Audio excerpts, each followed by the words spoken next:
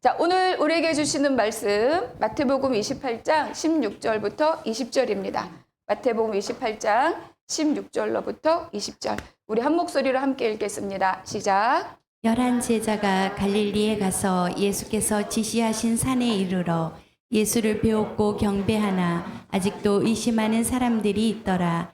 예수께서 나와 말씀하여 이르시되 하늘과 땅의 모든 권세를 내게 주었으니 그러므로 너희는 가서 모든 민족을 제자로 삼아 아버지와 아들과 성령의 이름으로 세례를 베풀고 내가 너희에게 분부한 모든 것을 가르쳐 지키게 하라. 볼지어다 내가 세상 끝날까지 너희와 항상 함께 있으리라 하시니라. 아멘. 제가 중요한 거 하나를 빼먹었는데 설교 끝에 하겠습니다. 죄송합니다. 자, 올 한 해 우리 한나무교회는 마태복음과 함께 했습니다. 1년 동안 마태복음 강해 설교를 했는데요. 제가 한 권을 48번에 걸쳐서 설교하는 거는 사실 평생 처음입니다. 왜냐하면 제가 설교를 그렇게 많이 담당하지 않았었기 때문에. 근데 우리가 마태복음을 시작하면서 우리가 3가지 키워드를 기억하자 이렇게 말씀드렸는데 다 기억이 나시는지 첫 번째 키워드가 뭐였죠? 왕입니다. 왕. 그분은 왕으로 오셨다. 그리고 두 번째 키워드가 뭐냐면 하나님 나라였습니다. 결국 예수님이 왕으로 오신다는 거는 그분이 곧 이 땅에 육신을 입고 오셨다라고 하는 거는 하나님의 나라가 임하였다 이런 뜻인 거죠. 그리고 세 번째 키워드가 뭐였느냐? 세상 끝날까지 너희와 항상 함께. 이것이 바로 세 번째 키워드죠. 그분이 왕으로 오셨다. 그리고 그분이 하나님 나라를 가지고 오셨다. 그분은 세상 끝날까지 우리와 항상 함께 하시는 분이다.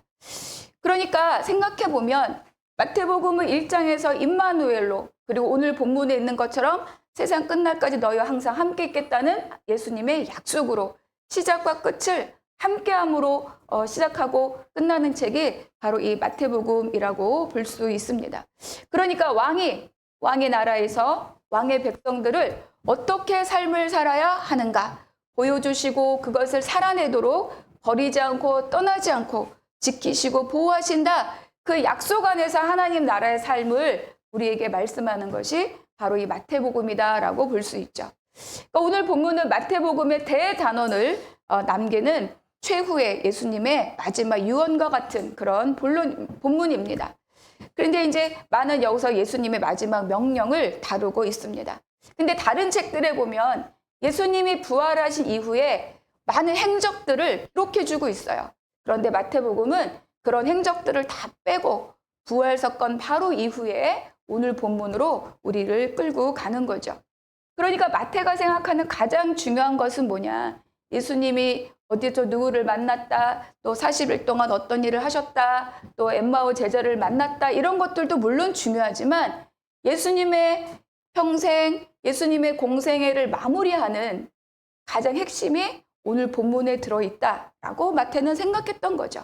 다른 기록이 가치가 없다가 아니라 마태복음에서 마태가 바라보는 이 복음서의 결론은 오늘 본문이다 이렇게 생각해 볼 수 있어요. 그래서 우리가 오늘의 본문을 지상명령이다 이렇게 이야기하기도 하죠. 그래서 부활하심으로 구속살고 완성하신 예수님, 그 예수님께서 승천하기 직전에 바로 제자들이 앞으로 어떤 사명을 갖고 그 삶을 살아야 하는가를 말씀하는 것이 바로 오늘 본문입니다. 또 오늘 본문에 따라서 교회 역사가 시작이 되는 거죠. 사도행전에서 만나는 많은 사도들, 그 이후에 만나는 많은 또 성도들, 그리고 많은 교회 핍박 가운데 목숨을 잃었던 많은 성도들, 그 성도들이 다 어쩌면 오늘의 본문에 의거한 그런 삶을 살았다라고 볼 수 있죠. 그러니까 여러분, 저와 여러분에게도 이 명령을 따르는 그 삶이 우리에게도 진행되고 있다는 것을 믿으십니까? 아멘. 그 삶이 우리에게도 흘러가야 되고 우리에게도 그것이 아직까지 앞으로도 계속 진행형으로 우리에게 남아야 할 것입니다. 자, 그래서 우리가 오늘 본문의 첫 절 16절 한번 같이 읽겠습니다. 시작. 11 제자가 갈릴리에 가서 예수께서 지시하신 산에 이르러 11 제자 이렇게 기록하고 있습니다. 원래 예수님의 제자는 몇 명이죠? 12명입니다. 그러니까 성경에서 12이라고 하는 숫자는 굉장히 다양한 중요한 의미가 있어요. 그거는 뭐죠? 12지파. 이거 뭐예요? 이스라엘의 백성들, 하나님의 선민의 완전성, 통일성을 얘기하는 게 12지파이죠. 그러니까 하나님 나라의 기반이고 선택받은 백성들을 오롯이 일컫는 말이 바로 12지파입니다. 그 12지파에는 하나님의 언약의 백성이라는 뜻을 품고 있는 게 12지파입니다. 그것이 신약으로 오면 뭐가 됩니까? 예수님의 12제자로 연결이 되는 거예요. 그래서 이것과 12지파가 연결되어서 새 언약 아래에서 새롭게 하나님의 백성으로 부름받는 그 백성들을 상징하는 것이 바로 예수님의 12제자입니다. 그리고 12지파가 이스라엘 백성들의 기초가 되었던 것처럼 이 12제자는 교회의 기초가 되고 교회의 뿌리가 되는 그 상징성을 갖고 있는 게 12제자입니다. 그래서 12지파에서 12제자, 하나님의 구원 역사의 연속성을 말해주는 것이 바로 이 12이라는 숫자예요. 그래서 마지막 요한계시록까지 가면 또 뭐죠? 새 예루살렘의 12문, 그리고 또 생명나무의 12가지, 뭐 이런 여러 12로 표현되는 완전함, 충만함, 완성됨, 이런 것들을 계시록에서 말씀하고 있습니다. 결국 이 12이라는 숫자는 어쩌다 보니 12명을 모았다가 아니에요. 계획이 있고 또 섭리가 있는 숫자가 12인 거죠. 그래서 완전함, 하나님의 통치, 하나님의 언약과 구원 계획, 이런 거를 상징하는 것이 12이라는 숫자입니다. 19장 28절에 있는 말씀 우리가 한번 같이 읽어보겠습니다. 시작. 예수께서 이르시되 내가 진실로 너희에게 이르노니 세상이 새롭게 되어 인자가 자기 영광의 보좌에 앉을 때에 나를 따르는 너희도 12 보좌에 앉아 이스라엘 12지파를 심판하리라. 그랬는데 예수님이 마지막 때를 말씀하시면서도 너희가 12 보좌, 12 심판 이야기하셨는데 지금 예수님의 부활하고 마주한 이 제자들은 총 몇 명이죠? 11명이다. 이렇게 기록하고 있어요. 예수님은 그가 죄를 담당하고 죄가 되어서 십자가에 달려 돌아가시고 그리고 그 죽음을 이기고 부활하시고 말씀을 완성하셨는데 예수님의 구속사를 이어갈 또 예수님과 여기까지 동행했던 그 제자들은 이미 그릇이 깨진 거죠. 좋은 그릇에 부닥쳐서 이빨, 이가 나간 것처럼 그렇게 흠결이 생긴 것을 11제자가 지금 말해주고 있는 거예요. 그래서 12제자로 상징되는 온전함, 이런 것이 깨진 거죠. 그 숫자에서 사라진 한 명은 누구입니까? 잘 알고 있는 것처럼 바로 가룟 유다예요. 그는 예수님을 은30으로 거래했고 또 그 배신에 대해 끝내 주님 앞에 나오지 않고 또 나오지 못하고 스스로 책임지고 이 땅에서 사라진 바로 가룟 유다입니다. 그런데 생각해보면 유다만 문제냐? 그렇지 않죠. 지금 이 자리에 와 있는 예수님 앞에 와 있는 모든 제자들이 유다와 다를 바 없이 예수님을 버리고 도망가고 흩어지고 숨어 있고 또 모른다고 저주했던 자들입니다. 그렇기 때문에 이 자리에 없다고 해서 또 이 자리에 있다고 해서 서로 다를 것이 없다는 거예요. 그러니까 하나님의 구원 사역의 연속성을 말해주는 12이라고 하는 이 숫자는 그걸 통해서 제자들의 온전함을 말해준 숫자는 이미 그 온전함을 잃어버린 거죠. 11명이라는 이 기록 속에 배신과 지키지 못한 진심과 그리고 그들의 부족함을 상징적으로 드러내주고 있는 것이 바로 이 11제자라고 하는 숫자의 표현입니다. 우리가 17절 한번 더 읽겠습니다. 시작. 예수를 배웠고 경배하나 아직도 의심하는 사람들이 있더라. 예수는 예루살렘으로부터 이제 갈릴리까지 온 거예요. 그래서 예수를 만났는데 그 참 신기하게 뭐죠? 경배하나 의심하는 사람들이 있더라. 이렇게 표현하고 있습니다. 예수님이 살아계신 예수님을 보니까 너무 놀랐고 그래서 당연하게 고개를 숙이고 경배할 수밖에 없으나 그 심중에 뭐가 있다? 의심하는 자들도 있더라. 100%는 아니지만 의심하는 자들이 있다는 거예요. 근데 여기서 이제 의심하다라고 번역된 이 단어, 니스타조라고 하는 단어는요, 무슨 뜻이 있느냐? 이중으로 하다 이런 뜻을 갖고 있어요. 그리고 의견을 말하거나 또는 어떤 정신적인 판단을 할 때 흔들리다. 견해가 뭐 왔다 갔다 하다. 이런 뜻을 갖고 있는 게 바로 이 단어입니다. 근데 성경 66권 다 뒤져도 이 단어는 딱 두 군데서 사용이 돼요. 어디서 사용이 되었느냐? 우리 마태복음 14장 31절 같이 읽겠습니다. 시작. 예수께서 즉시 손을 내밀어 그를 붙잡으시며 이르시되 믿음이 작은 자여 왜 의심하였느냐 하시고 기억나시죠? 저 베드로가 예수님을 만나러 바다에 들어갔죠. 걷다가 빠졌어요. 그때 예수님이 하신 말씀입니다. 일단 같은 단어를 쓰는 딱 요 두 군데에만 사용되고 있어요. 그 우리 말은 의심이라고 썼지만 사실 이 의심은 완전한 불신을 말하진 않는다. 그렇죠? 그래서 뭔가 확고한 믿음이 부족한 상태. 눈에 보이고 계시니 안 믿을 수는 없으나 그 모든 이루어진 일들에 대해서 이해할 수 없고 부정할 수 없으나 받아들이기 어려운 이런 그래서 정말인가? 이렇게 머뭇거리는 순간들을 우리에게 말해줍니다. 그러니까 이것이 바로 예수님과 3년의 공생애를 같이 했던 예수님 제자들의 모습이라는 거죠. 근데 여러분 이러한 의심이라고 번역된 이러한 애매한 신앙 자세와 태도가 이들만의 것이겠느냐? 그렇지 않습니다. 우리에게도 이런 애매한 신앙 태도가 많이 있죠. 그러니까 베드로는 믿음으로 발을 디뎠지만 바람과 파도를 바라보는 순간 어때요? 두려움에 사로잡힌 거죠. 그래서 곧 믿음에서 의심으로 빠져버립니다. 그러니까 이거는 뭐예요? 상황에 갑자기 압도되는 거예요. 자연의 바람, 자연의 풍랑, 그리고 절대로 발을 디딜 수 없는 물결. 그러니까 이 상황에 압도되었을 때 어때요? 믿음이 갑자기 푹 꺼지는 거죠. 그래서 하나님의 능력을 온전히 신뢰하지 못하고 자기의 가장 육적인 상태로 돌아가는 그 순간에 있었던 것이 바로 베드로입니다. 부활을 마주친 예수님의 제자들도 마찬가지인 거죠.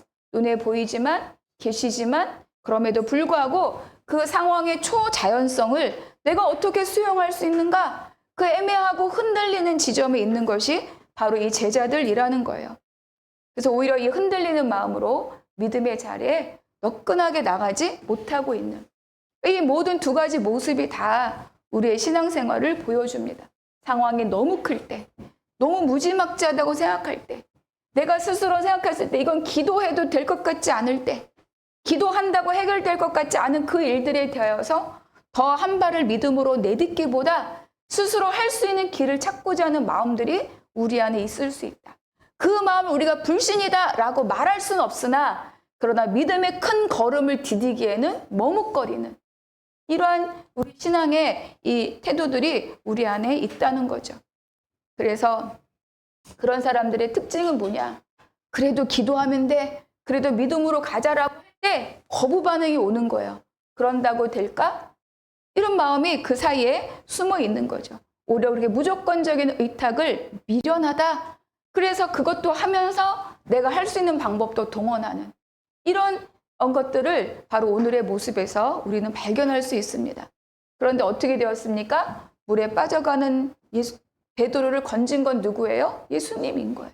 그리고 의심하는 제자들에게 직접 나와 말씀하시고 명령하신 분이 누구다? 바로 예수님인 거죠. 그분의 실체이시고 실존이시고 그리고 그분의 부활은 참이다. 이걸 우리에게 말씀해주고 있어요. 그래서 오늘 본문을 보면서 도대체 예수님은 누구에게 어떤 이들에게 이 어마어마한 지상 명령을 내리고 있는가 한번 살펴보려고 합니다. 첫 번째 함께 읽겠습니다. 시작. 예수님은 깨지고 불안질한 제자들을 다시 부르십니다. 우리가 28장의 6절, 7절 부활 장면을 기록한 데를 보면은요, 막 그가 여기에 계시지 않고 살아나셨느니라 와서 누웠던 곳을 보라 이렇게 얘기해요. 흰 옷을 입은 천사가 또 빨리 가서 그의 제자들에게 이르되 그가 죽은 자 가운데 살아나셨고 너희보다 먼저 갈릴리로 가서 가나치나니 거기서 너희가 배우리라 하라 이렇게 전해주는 거예요. 그러니까 무덤으로 막 이른 새벽에 여인들이 달려가죠. 왜냐하면 예수님의 시신을 잘 정돈하지 않았기 때문에 향품을 바르러 무덤가로 갔던 겁니다.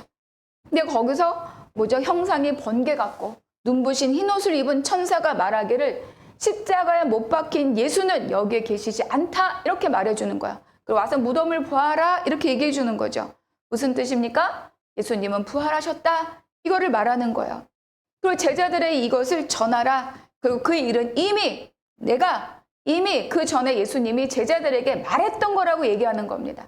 그래서 26장 32절 보면 그러나 내가 살아난 후에 너희보다 먼저 갈릴리로 가리라. 베드로가 3번 부인할 것을 말씀하시면서 이렇게 말씀하신 거야. 근데 내가 먼저 갈 거야. 그런데 이들은 기억합니까? 기억하지 못해요. 알지도 못해요. 부활을 믿지도 못했습니다. 그러니까 어쩌면 마지막 때를 말씀하시는 예수님의 모든 말씀이 어떤 의미인지 그 마음에 인식되지도 않았을 것이고, 무서움과 큰 기쁨으로 달려간 여인들을 듣고서야 즉각적이지도 않게 어쨌든 그들은 갈릴리를 향해서 갔습니다. 16절을 다시 보면 11제자가 갈릴리에 가서 그 뒤에 뭐라고 따라 나오냐면 예수께서 지시하신 산에 이르러. 그러니까 예수께서 지시하신 산이라는 거예요. 그게 뭡니까? 사전에 약속된 장소가 있다는 거죠. 그러니까 이거는 예수님이나 제자들에게 매우 익숙한 장소이고, 그리고 언젠가는 제자들에게 이 산을 지정해 두셨을 것이라고 짐작할 수 있습니다. 갈릴리 지역의 산, 이건 여러 가지로 예수님에게 밀접한 관계가 있는 곳이 바로 이 장소이죠. 마태복음 5장과 7장 산상수훈이 말씀하신 산 위에서 가르침의 말씀이 있었던 것이 바로 산상이잖아요. 산상, 산 위에서 주신 말씀입니다. 그리고 15장에서 병자를 고쳐주신 것도 갈릴리 주변의 산입니다. 그리고 변화산, 변화를 일으켰던 그것도 바로 산인 거죠. 그러니까 예수님은 왜 갈릴리로, 그리고 예수님은 왜 산으로 오라고 하셨을까? 그들을 모두 다 첫 자리로 부르시는 거예요. 갈릴리라고 하는 것은 예수님이 처음 공생애를 시작하시고 하나님의 나라를 선포하신 곳입니다. 그리고 제자들을 부른 곳이고 예수님의 부활을 증명하는 곳이 바로 이 갈릴리입니다. 갈릴리는 그리고요, 예루살렘과 다르게 굉장히 초라한 곳이에요. 굉장히 거친 땅입니다. 예수님이 이곳으로 다시 제자를 부르시는 거죠. 그곳에서 처음 사역을 시작하셨고 부활하고 그곳으로 부르시면서 예수님이 제자들에게 말씀하는 것이 무엇이냐? 너희들이 있을 자리가 어디인지, 너희가 시작할 자리가 어디인지를 기억하라. 이렇게 말씀하시는 거죠. 이곳에서 하나님의 나라가 선포되었다.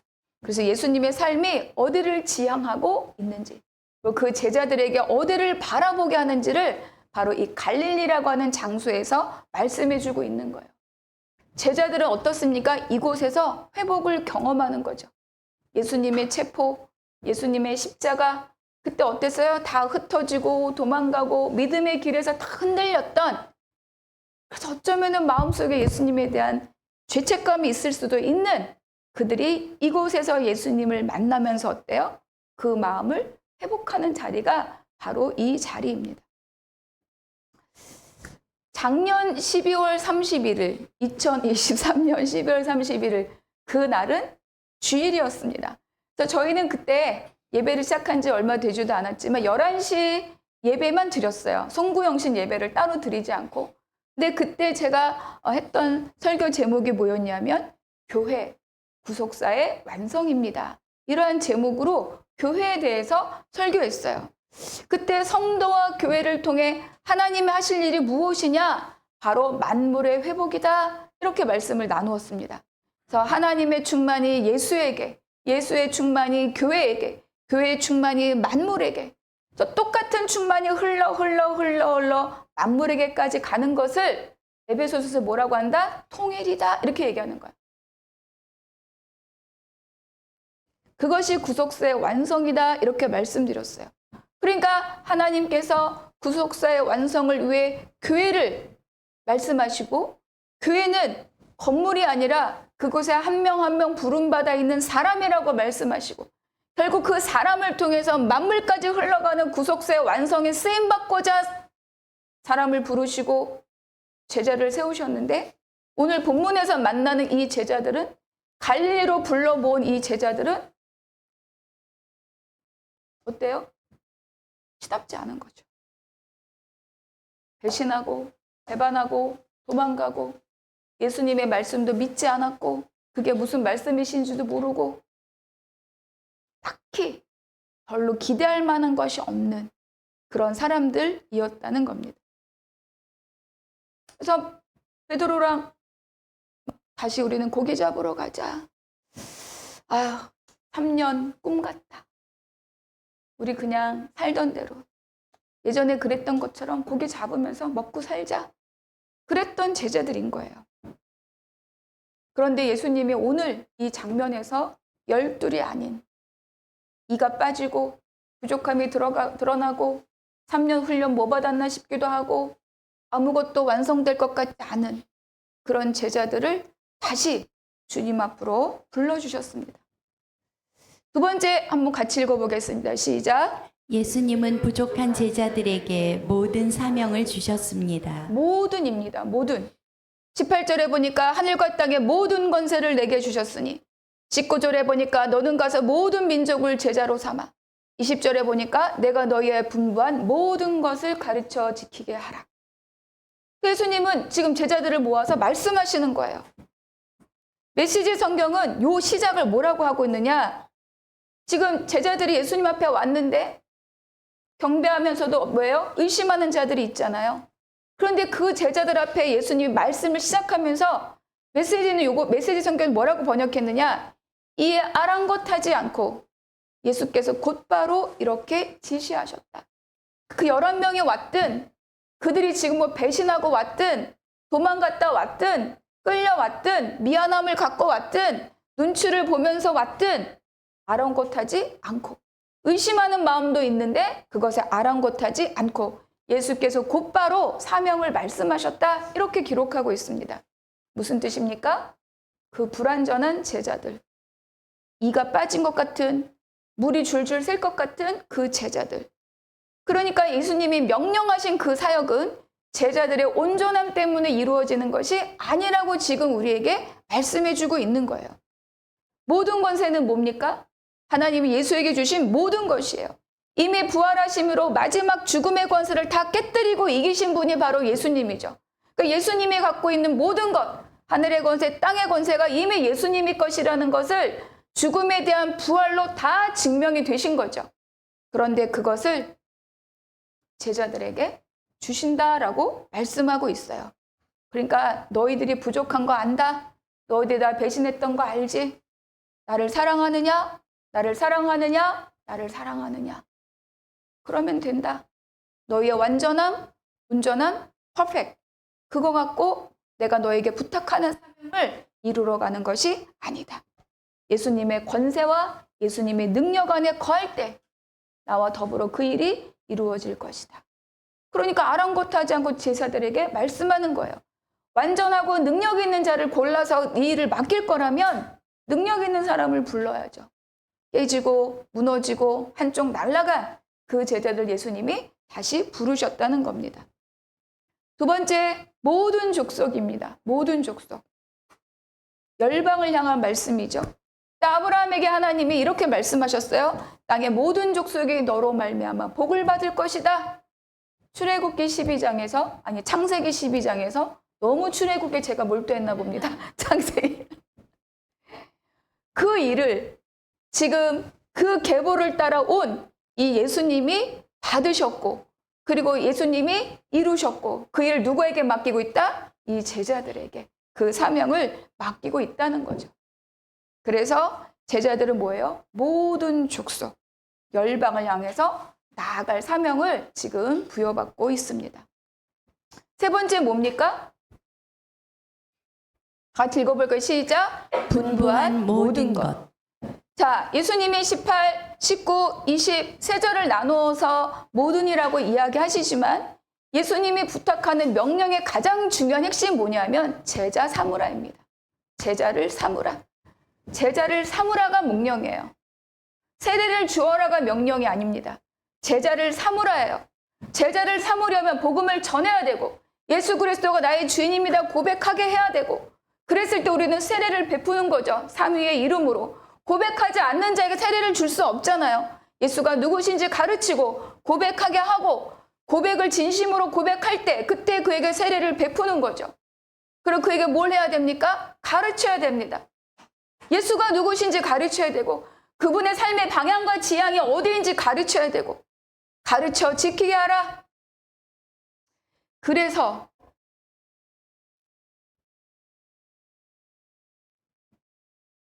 제자를 삼으려는데 가르치지 않고 제자가 된다, 안 된다? 안 됩니다.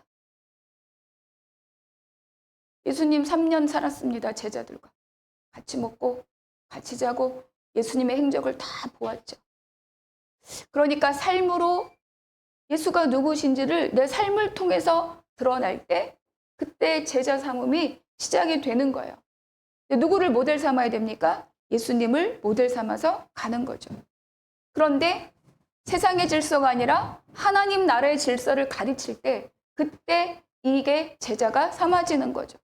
세상의 질서를 따르지 않고 하나님 나라의 질서를 따라서 가르치고 지키게 해야 됩니다. 세상 질서는요, 가르치지 않아도요, 본성으로 다 배워요. 제가 지난주에도 말씀드린 것처럼 나쁜 습관은 제일 먼저 배웁니다. 아이들이 유치원 가는 순간부터 제일 먼저 욕을 배운다 그러더라고요. 그리고 서로 쟤 때문에 배웠다 그래.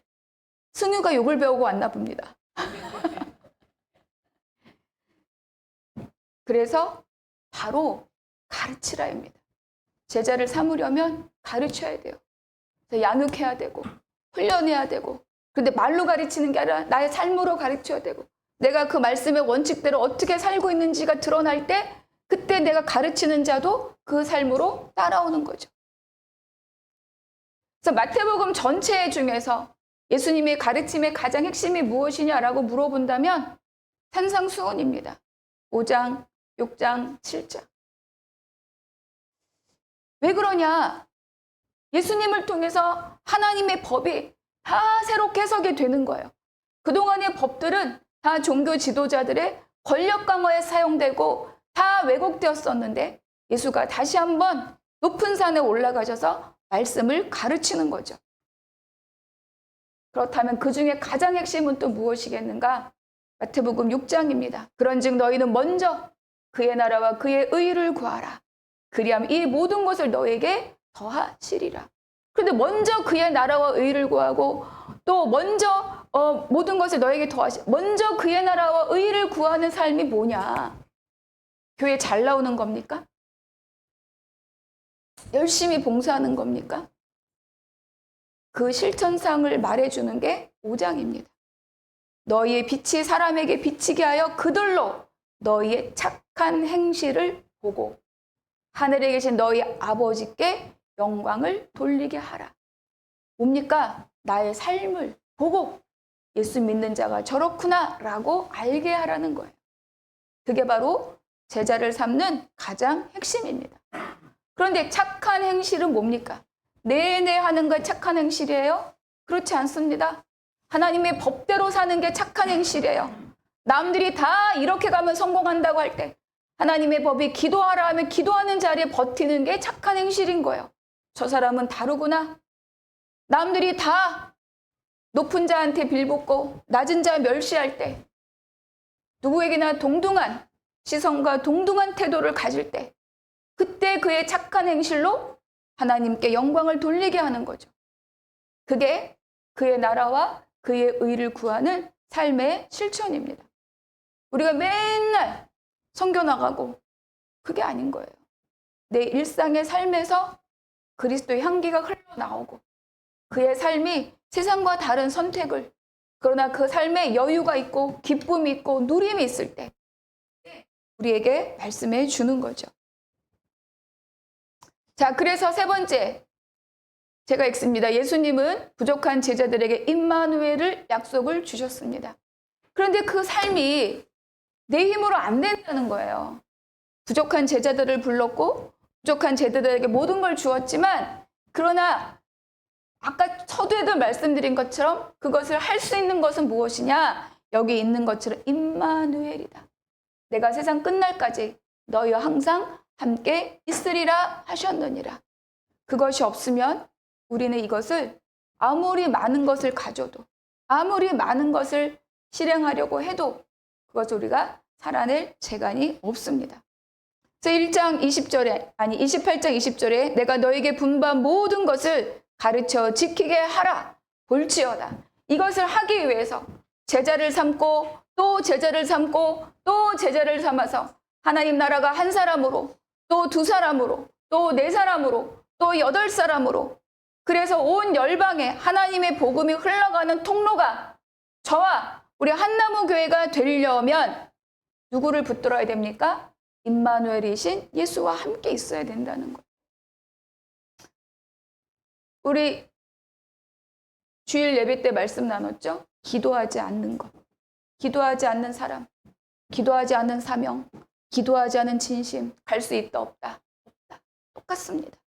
내가 예수의 임마누엘과 함께하지 않으면 아무리 큰 것, 아무리 높은 것도 우리가 삶으로 살아낼 수 없다. 이렇게 우리에게 말씀해 주고 있어요. 그래서 너무너무 큰 지상 명령을 이 부족한 제자들에게 주시지만 너희가 아니고 나와 함께, 내가 너희와 항상 함께 있으리라. 그렇게 우리에게 말씀해 주고 있습니다. 교회 1년을 돌아보고 또 마태복음의 1년을 돌아보면서 오늘 아침에 그런 마음이 들더라고요. 마음이 겸손해질 수밖에 없었습니다. 어떤 거는 열심히 했다는 생각이 들고, 어떤 거는 부족하다는 생각이 들고, 어떤 거는 이러지 않았었어야 된다는 생각도 들고, 많은 것이 있었지만 그러나 이런 마음이 드는 거예요. 내가 사명에 집중하고 직분에 집중하였는가? 아니면 내가 온전하게 주와 함께 먼저 거하는 것에 내가 집중하였는가? 이 질문 앞에 저는 하나님 앞에 그랬습니다라고 대답할 수 없더라고요. 그러니까 열심히 하는 것 이전에 가장 먼저 해야 될 것이 무엇입니까? 세상 끝날까지 너희와 항상 함께 있으려 약속하신 그분 안에 내가 있는 거예요. 무엇을 시작하기 전에, 무엇을 밀고 나가기 전에 내가 먼저 그분으로 채워졌을 때, 그때 우리가 이 일을 행할 수 있다. 새로운 해를 맞이하고 또 새로운 해를 끝내고 새로운 해를 맞이하면서 여러분, 우리가 다시 한번 이렇게 마음을 정하면 좋을 것 같아요. 열심히 하기 이전에 그분 안에 거하자. 열심히 하기 이전에 그분 안에 거하고 세상 끝날까지 임마누엘을 약속하신 그분을 내가 붙들자. 나의 열심이 아니고 하나님의 열심으로, 그분의 열심으로, 그분의 이끄심으로 한 해를 감사하고 한 해를 시작하자. 오늘 이 시간 그렇게 마음을 결단하는 저와 여러분 되시기를 축복합니다.